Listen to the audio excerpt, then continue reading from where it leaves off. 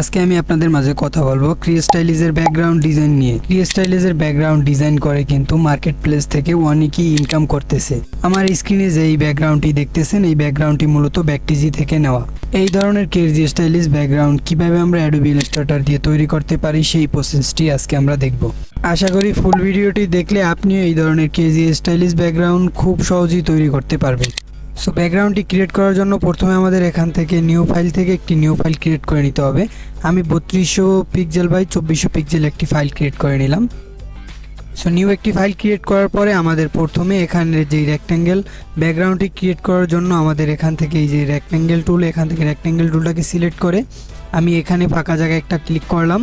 তারপর আমি ফাইলটা নিয়েছিলাম 3200 পিক্সেল বাই 2400 পিক্সেলে। আপনারা আপনাদের মতো করে যেই ফাইল নেবেন ওই ফাইল অনুযায়ী আর্টবোর্ডের ব্যাকগ্রাউন্ডটা নেবেন। সো আমি এখান থেকে 3200 পিক্সেল বাই 2400 পিক্সেল দিয়ে দিলাম, 2400 পিক্সেল। তারপর এখান থেকে ওকে করে দিলাম। তারপরে আমি এটাকে একটু কালার দিলে বুঝতে পারবেন। আমি এটাকে একটু কালার দিলাম।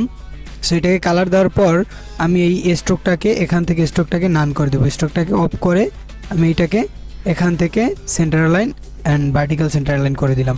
তারপর আমার এই কাজটি ব্যাকগ্রাউন্ড করার জন্য, ক্রিজি স্টাইলের ব্যাকগ্রাউন্ড করার জন্য এইটাকে আমার একটা গ্রেডিয়েন্ট কালার দিতে হবে। গ্রেডিয়েন্ট কালার জন্য এখানে আমি গ্রেডিয়েন্টে ক্লিক করলাম। তারপরে এখান থেকে একটা গ্রেডিয়েন্ট কালার দিয়ে দিলাম। আমি এখান থেকে এই যে সোয়াজ থেকে এখানে এই কালারটা দিলাম। দেন এই শিল্ডারে ডাবল ক্লিক করে এই কালারটা দিয়ে দিলাম। তারপরে এখন আমি কি করব, আমার ব্যাকগ্রাউন্ডটি ক্রিয়েট করার জন্য আমি এখান থেকে চলে যাব ইফেক্ট মেনু থেকে এখানে পিক্সেলের থেকে এই যে ক্রিজি স্টাইলিশ এখানে ক্লিক করব।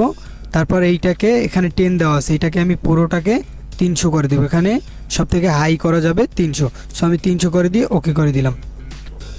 দেখেন আমার এখানে কিন্তু ক্রিজি স্টাইলের ব্যাকগ্রাউন্ডটা ক্রিয়েট হয়ে গেছে।